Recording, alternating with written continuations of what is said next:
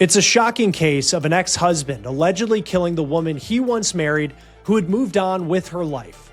Michael McKee is now in jail, and that's a stark contrast to the lifestyle that he has been living as a surgeon living in a luxury building in Chicago.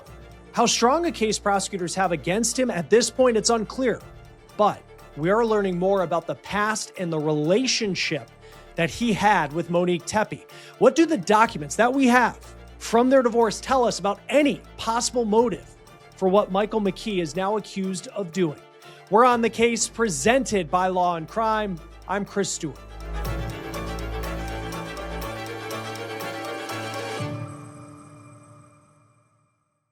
All right, real quick before we start this episode of On the Case, I need to talk about our partner and sponsor, Morgan & Morgan, America's largest personal injury law firm. They have more than 1,000 attorneys who have recovered $25 billion for more than 500,000 clients.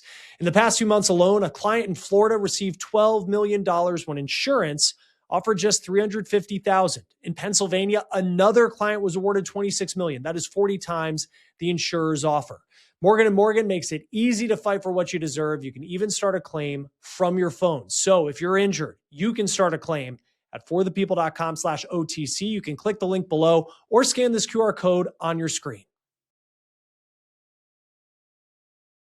Well, today we're going to look at the divorce that may be at the center of this double murder case that we have been following out of Ohio. It's a divorce that came roughly 2 years after this picture was taken. It was taken in 2015, and this is a picture from the wedding day of Michael McKee and the woman named Monique Tepe, who would go on to be Monique Tepe.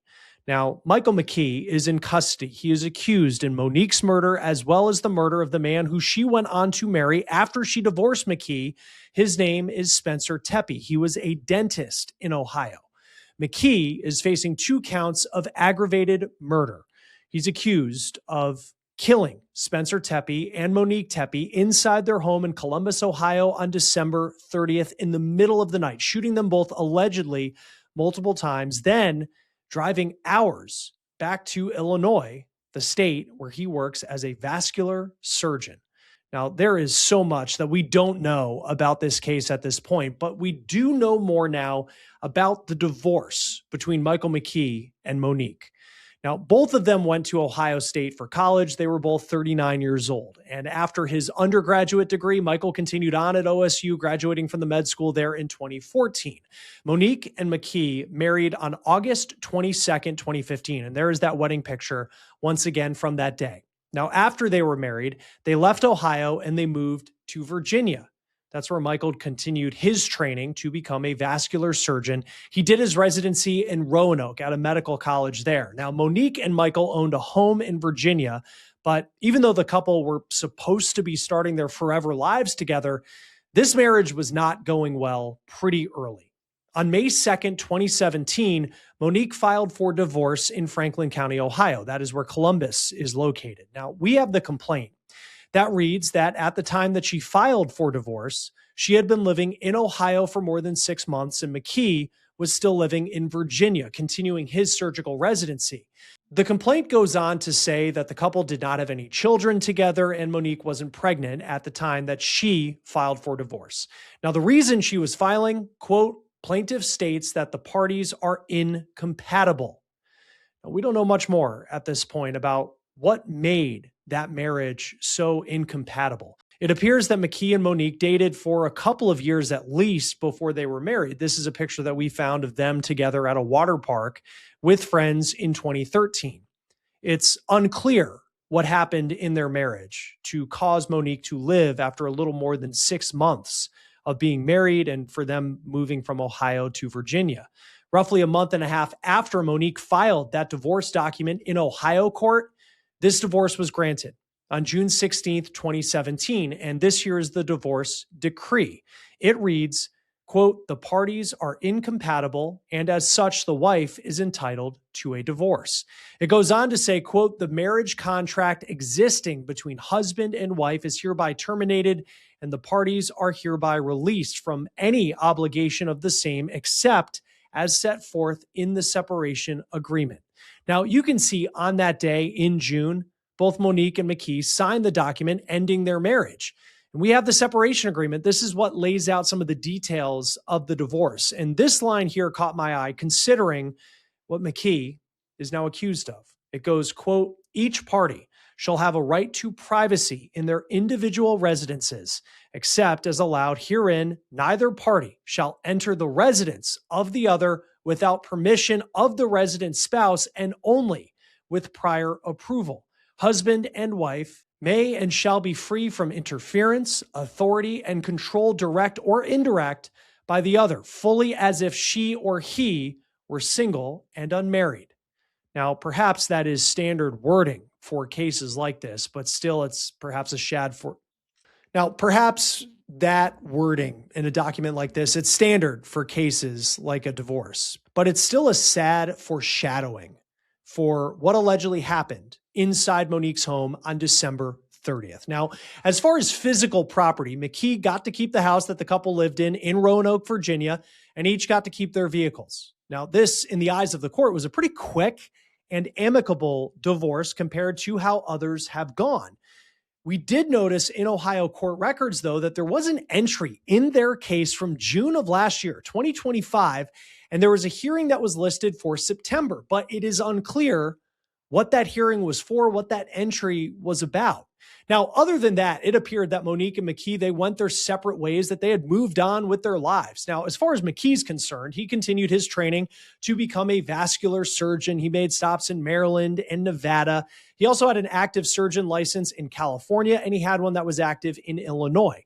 At the time of his arrest, he was living alone in an apartment in a luxury building in Chicago called the Pierre. It's in Lincoln Park, really nice neighborhood in Chicago. He also worked at a medical center in Rockford, Illinois. That's an hour and a half west of Chicago. And that medical center says it is cooperating with law enforcement since one of their surgeons have been arrested. I did speak with one of McKee's neighbors, actually, and she said that she never really saw him with anyone, but does that mean the guy was a loner? Not necessarily. It was a building full of a lot of working professionals, people living alone who, well, maybe might not have people around on a daily basis when they come and go from work. But still, she did say that she and the rest of the people who lived in that building are just in shock for what the man that they at least passed in the hallway is now accused of doing. Now, as far as Monique, it appears that she really flourished after her divorce from Michael McKee. She met Dr. Spencer Tepe after the divorce. Tepe was a dentist. He was a fellow graduate of Ohio State, and the two of them lived in this really nice, modern-looking townhome in Columbus. And according to friends, they were the life of the party. They loved bringing people together and to their home and having fun. Monique was a stay-at-home mom to the couple's two children, ages 4 and 1. And if there's an example of how much the Tepes were loved, I want you to just think about how many people called 911 the day that they went missing on December 30th. Columbus Police, Tech 107. Yes, I would like to ask for a wellness check on an individual at their home. So that was the first call that came in. It was from Spencer's boss at his dental office about 75 miles away from Columbus in Athens, Ohio. The boss said he was in Florida on vacation, but when Dr. Tepe didn't show up for work, he was getting calls from his employees that were really concerned about him. This was around 9 o'clock in the morning, and people wanted to know where Dr. Tepe was. And this was before people realized that we were dealing with something so dark and disturbing. Police received several calls from coworkers and friends of the Tepes as soon as anyone had an indication that something wasn't right. Okay, what's the emergency there, police or medical? Maybe both, I guess. I don't know. I'm kind of doing the wellness. We already had a call out there. They knocked on the front door and back door multiple times, and there was no answer. Yeah, no answer. I can hear kids inside, and I swear I think I heard one yell, but we can't get in. At this point, I don't know if I need to break the door in or just get in the house or what. So. Okay, were you out there when the police was out there? I wasn't. I just got here about 5 minutes ago. Okay, all right, well, we'll send them back out to you. There was so much concern that a friend decided that it was time to go to the Tepes' house and actually went into the Tepes' home, and that is the person who allegedly found Spencer's body in a room. There's a body. Our friend wasn't answering his phone. We just did a wellness check. We just came here, and he appears dead. Okay. There's blood. He's laying next to his bed, off of his bed, and there's blood. I can't get closer to see more than that. Okay, so you can tell he's obviously not breathing or anything. Yeah, yeah. Is it like kind of like huddle, like, you know, does he look like? It doesn't look puddled. I can't look. Okay, all right, understand. Okay, and then when was the last time somebody spoke to him? Like yesterday, I suppose. Yesterday. Okay. Yeah. How old is he? 37. 37. Okay. Is he like a drug user or anything like that? No. Okay. All right. Just that's a really young age. Yeah, I understand. Okay. All right, we're on our way. Now, we don't know an alleged motive at this point. Why would Michael McKee allegedly drive from Illinois to Columbus days after Christmas, a day before New Year's Eve, enter his ex-wife's home in the middle of the night, shoot her and her husband multiple times, and with their young children in the home? Now, again, those children are unharmed. McKee, after this crime, police say, then allegedly drove back to Illinois, just hours of driving for a crime that is just so horrific. And we'll see what the case is that's laid out against him as this story goes on. Police say they tracked McKee with neighborhood video surveillance to a car that was registered to him, and it was that vehicle that arrived shortly before the shootings in the early morning hours of December 30th, and then it returned to Illinois shortly after. And it's unclear where exactly McKee was arrested in Rockford, Illinois last weekend between Friday and Saturday. He was being held in the county jail in Rockford. And it's, again, unclear where he was arrested because there's the address that's listed in Chicago. And then we know that he worked at that medical facility in Rockford. Now, here he is entering court in Rockford, Illinois this week. His hearing, it was very quick. It was an extradition hearing, lasted less than 3 minutes. He walked in, not a lot of emotion on his face. His hands were shackled. He was in a jail jumpsuit. He was, at this point, being represented by a public defender, and he waived his right to extradition. So that means he is going to return to Ohio to face the charges that he allegedly killed the Tepes. McKee, just not a lot of emotion on his face. He was asked what his name was. He said it pretty calmly in response. Listen to this. Your name, sir, for the record? Michael McKee. Now, after the hearing, McKee shook the hands of his public defender, and then he was taken out of the courtroom. His lawyer told the local newspaper in Rockford that she is expecting him to return to Ohio sometime this week, and he is expected to plead not guilty to those charges. Join us now to talk more about this part of the case is family law attorney Randy Kessler. It's always great to have you on Law and Crime. And then when we have a case that involves a divorce, you can really help us understand what we're looking at in these documents. I know you read through the same documents that we have that have been released by people, authorities in Columbus. Just what stands out to you about how this divorce went down? So, I'm never surprised, right? People have asked me, is it weird because it was such an uncontested, simple divorce that there could be some hostility between the parties and that he could be angry at her? No, that's not weird. Sometimes people want out so badly, they just walk away from stuff they'd be entitled to. But I read the documents, and you all have them, and thank you for sharing them with me, and I read them. It seems pretty straightforward. He got the house, they each got their car, they each pay their own attorneys, and they walk away. What it sounds to me like is they both wanted out, and they didn't want to pay lawyers and didn't want to mess. Or she wanted out because she filed for divorce, and there was nothing for him to fight about, right? There were no kids. She was giving him the house. She sort of was smart if she wanted out. She said, you keep the house, you keep your car, I'll pay my own lawyer. So yes, it might have been uncontested, but there's no way to tell what's behind the scenes. What was she really feeling? How was it? It was not an acrimonious divorce. It was not an expensive divorce. Doesn't mean there weren't a lot of bad feelings. Even in the simplest divorce, sometimes there's some bad feelings underneath it all. Yeah, and they were young, so it's not like they have massive stock portfolios and where things can get really messy. They didn't have kids, but they were living together in Virginia while he was doing his residency there. But she, at the time that she filed divorce, she was living, it appears, with family back in Ohio, and he was still in Virginia. And she's awarded the divorce for the couple being incompatible. And I think we all know what that word means, and then have probably seen relationships where you would describe it that way. But legally, what does that necessarily mean when you're talking about a divorce and it being something that a divorce is rewarded for? So that's the default. Every state now has, you've heard no fault divorce.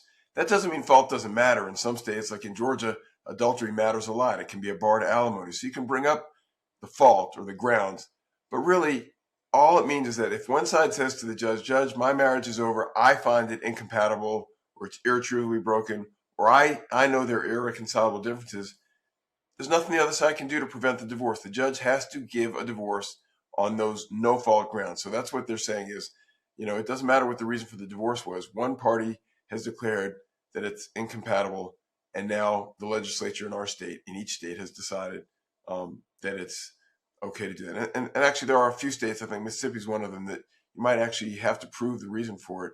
But in most states, like in Ohio, you can say, my marriage, me and him are just incompatible. And the judge says, well, that entitles you to a divorce. So the judge doesn't need to know the other reasons as long as one side says it's incompatible. When it comes to, in the way that it was phrased, was something along the lines of like, she was awarded the divorce because they were incompatible. And she was living in Ohio, again, he's in Virginia, and this divorce played out in Ohio court. What does that tell you about whether both parties, I guess, what kind of cooperation from both sides do you need to have for a divorce to go forward? So the words are always interesting to me. You're awarded a divorce, or when you ask the court for relief, it's called your prayers for relief. It's like you're praying, judge, give me this relief. So I don't read a lot into the words. They're both awarded a divorce, or they're both granted a divorce. But as far as who cooperated, she filed the divorce, so she was awarded her relief. It's like if I sued you for $10,000 and I won, I'm awarded $10,000. So she was awarded the divorce. But in this case, he also was awarded a divorce. All a divorce is the status. So the judge said, your status is now unmarried. You're now divorced. But as far as who was cooperative, it looks, from my vantage point, like they both cooperated. They used this private judge or private mediator. They spelled out what they wanted to happen. He got the house. He had all the debt related to the house. They each got their cars. So it doesn't look like there's a lot of friction, a lot of fighting, a lot of expense in this divorce. If you just asked me and threw the papers on my desk, I'd say, this looks simple compared to, most divorces. I wouldn't expect that there'd be, more fighting. If somebody was mad or angry, they could drag the other one through the mud just for the sake of doing it, right? He could have said, I'm not going to sign anything, even if you give me the house, because I don't want you to get a divorce and go move in with somebody else. That didn't happen. So from the outsider's point of view, it looks like a pretty straightforward, uncontested, amicable, friendly divorce. And amicable was the word that was used by a lot of media outlets in the, days after, these murders happened, because, everybody and of course the true crime community figured out pretty quickly that she had been married in the past. And we've all seen the stories where it's like, oh, well, the ex-husband did it. But then there was just not a lot there for days when, not a lot of comments from him. You knew he was the surgeon and he lived out of state. And then this, the arrest is made and everything changes. When it comes to the divorce, and we don't know a lot, and I'm not speculating that there was this, but like if there were accusations of violence or abuse or anything like that in the past, how often is that included in a document, even if the grounds are incompatible being the reason that the divorce was given? Because this was very straightforward. It's kind of incompatible. He gets this, she gets this, they go their separate ways, but there's not a lot of detail as far as what those issues were, where once they got married, they were incompatible and this marriage needed to come to an end. So it's not common that they're in there, and they weren't in there in this case. In fact, it's the professional thing to do. And I have a lot of clients who come to me and say, my husband, my wife has done some horrible things. And our suggestion is always, let's not put it in the paperwork. Let's not blow it up. Let's say that we want the marriage because it's the divorce, because it's broken or because it's incompatible. And if it gets ugly, we still have the right to amend, and we still have the right to go back and say, all right, judge, now we're going to tell you what really was going on. But why throw it out there just to muddy the waters? You also lose your leverage. It's nice for my client to be able to say to her husband or his wife, look, I could have put all this ugly stuff in the paperwork. I'm trying to just resolve this peacefully. So just because there were peaceful papers and there was not a lot in there, doesn't mean there was a lot more going on behind the scenes. So, there are lawyers, there are clients who say, I don't care what you think. I want you to put in there that my husband was an adulterer, that my wife did this or whatever it is. But that wasn't the case here. So was it behind the scenes? Maybe, but it wasn't in the paperwork. And when we look at, you go on the Franklin County, Ohio court records, and you can take a look at kind of the different entries there as far as their case. And you have this, marriage in 2017. And as far as divorces go, I mean, you're the professional, but it seems like this one went pretty smoothly, pretty quickly as far as how long some of these proceedings can go on for. And then there's several years where there's nothing going on because the divorce was finalized. But then I see this line in there that says that there was an entry in June for a hearing in September, and there's not a lot of detail beyond that. What may that be? I don't know, sort of like that comment that's in the news. Like, where did that come from? What is that? All of us analysts and all of us that are looking at this story are wondering what it is. And of course, it could be 1,000 things. It could be that somebody forgot to sign a deed and now they're selling the house and they realize that her name is still on the deed and they have to go back to court to get the judge to order her to transfer it or to get the judge to transfer it. We have cases like that where we're asking the judge to do it. Maybe there was, some bank account information that wasn't transferred appropriately or the car title wasn't transferred appropriately. And they're saying, Judge, the other side didn't do what they were supposed to. So can you, as a judge, order the bank to let me pay off the loan or let me have that money? It could be something as simple as that. It's with no children involved, it's rarely something like we're going to change the agreement. You can't really change an agreement years later. You know about law, res judicata. When something's decided, it's decided. That's it. It's an effectuation and enforcement type of proceeding in all likelihood. And just looking at this case in general, and this was a marriage that was over roughly a decade ago, and they moved on with their lives. It seems like he goes to become a surgeon, and continues. You got to go to school for like 15 years for that job, and then she moves on and meets Spencer Tepe, and they build what seems like a great life together. They have kids. And sadly, we've seen violence before after marriages come to an end. But I mean, in this case, what do you make of that? And we don't know what type of communication he had with her and, what interactions they had over the years since the marriage came to an end. But just what do you make of the time that just passed between the marriage ending and then now he is accused of these murders? I don't know. I mean, maybe there's a mental health aspect. I mean, usually you're right. It's that passion murder. I caught my wife cheating and I just reacted and I shot the guy. And I shouldn't have done it. If that's what it usually comes down to, right? The immediate reaction. Maybe it was latent. Maybe it was, he's a doctor. She married another doctor. She's moving on with her life. She's happy. In my experience, after a divorce, usually one side is happier and able to move on a lot better than the other side. And that's a sadness for me. I wish that both sides could move on just fine and both be okay with it. But somebody usually wants out more than the other one. And, usually they get over it but hurt lingers, right? And even in the best, friendliest divorce, people still have regret and anger and frustration. This might have just been building up, and who knows what else he had going on in his life. If he's the one who did this, maybe he just said, you know what? I've had a miserable life since the divorce, and had she not divorced me, had she not met him, had she not married him, had she not been happy, we could have been there. I could have been that person. I mean, I'm speculating. I have no idea, but that's, stranger things have happened. It is strange that it took so long, if that's what it was. But, the human mind is an interesting thing. It really is. I mean, I even think of if he is guilty of this and he drove from Illinois several hours through the night to do this, at any point in time, he could have pulled over and just been like, what am I doing? And turn around. But instead he moves forward, and there's a lot of details that we have yet to learn about how he got into the home and some of the other aspects of this case. For you, as you've been following this and we're waiting for more details to come out, it's expected he's going to plead not guilty and fight these charges. I mean, what are some of the big questions that you just have as everyone has been following this for the last week? So it's the question that doesn't really matter to the legal system, right? Motive. We don't need to prove motive. You just have to prove that the person did it. But, motive is what answers the question, what lets a jury feel better about convicting somebody. Even if the facts are all there, they want to know, but could he have done it? Why would he have done it? I want to know why. I mean, we don't need to prove premeditation. You can put in his GPS or his Waze search that routes the route to her house, and that's premeditation, right? The question is, to me, why did it take so long? What was it? And I am curious, Chris, you're right about that last document. What was it? Was there something about the divorce? Maybe he had put it aside, he had moved along, and then something, triggered a memory that, oh yeah, she's still fighting me about this stupid little thing. Enough is enough is enough. And he snapped. I mean, the why is what's interesting to me. It's what's interesting to everybody, even if you don't have to prove it to get a conviction. I think they should try to prove the why. They need to tell the jury Why would this guy have done this? He's already moved on. She's moved on. Why? Well, and the other part too, just kind of on, with whatever that entry is from this year, maybe it's a clerical thing. When someone gets divorced, is that ever just, I know it's finalized, but it's like, they move on with their lives. And then suddenly there's an entry in this case that hasn't been touched for 6 years, 7 years, or however it was. Like, is there ever a time where it's like, okay, we're signing off on this.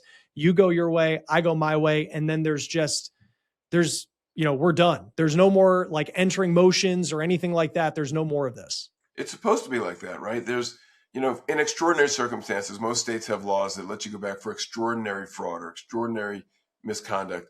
But yes, it's supposed to be done because you have a right to move on with your life. It's the concept of statutes of limitations. But this takes me outside the law. It almost smells and tastes and feels like PTSD, right? You've been in war, you've been in battle, and you put it behind you, and all of a sudden you see something that just triggers a memory. And maybe that's what it is. But to answer your question, yes, most divorces are gone, sealed, done.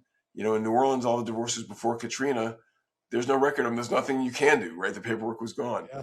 So eventually the clerk's office is allowed to clean house and be done with the paperwork.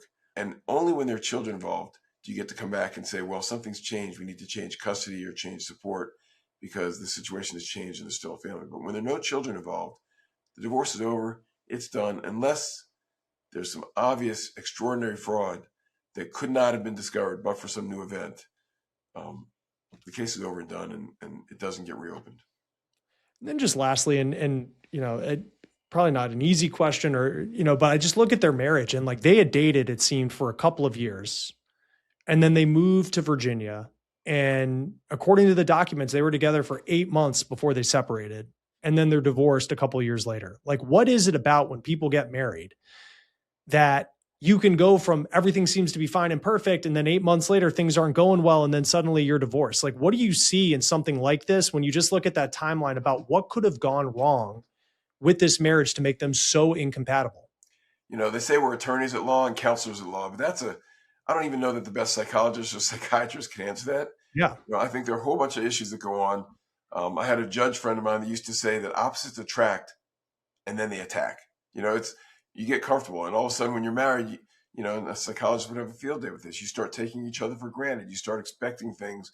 You don't recognize what you do. You don't feel like you need to please the other one as much because they're already trapped or committed or stuck or contracted to you. So marriage, once you sign that paperwork, life is different. And one of the saddest things I hear every now and then is, I knew when we got married, it was a mistake, but I'd already committed to it.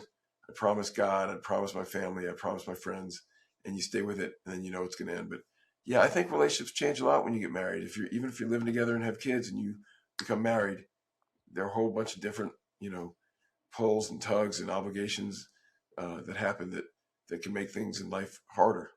Yeah. And we'll see the details on this case will come out as time goes on. But, a little bit of detail that we're getting here from these divorce documents, just an incredibly, incredibly sad case. Randy Kessler, family law attorney, thank you as always for being with us on Law&Crime. Thanks for having me. Now, before we go, I want to show you the statement that the Tepe family released on the day of McKee's arrest, which came roughly 9 or 10 days after the couple was found dead. Quote, "Today's arrest represents an important step toward justice for Monique and Spencer. Nothing can undo the devastating loss of 2 lives taken far too soon, but we are grateful to the City of Columbus Police Department, its investigators, and assisting law enforcement community whose tireless efforts helped to capture the person involved. We thank the community for the continued support, prayers, and compassion shown throughout this tragedy. And as the case proceeds, we trust the justice system to hold the person responsible fully accountable. Monique and Spencer remain at the center of our hearts, and we carry forward their love as we surround and protect the 2 children they leave behind. We will continue to honor their lives and the light they brought into this world." The Tepes leave behind those 2 children, ages 4 and 1 years old. They are in the care of family right now. There is a GoFundMe page that has raised more than $200,000 at this point. And those children, again, unharmed on the night that all of this happened, but move forward living without their parents. That will do it for On the Case, presented by Law&Crime. Subscribe to us on YouTube and Spotify, and you can also now watch episodes of On the Case on Peacock. I'm Chris Stewart. We'll see you next time.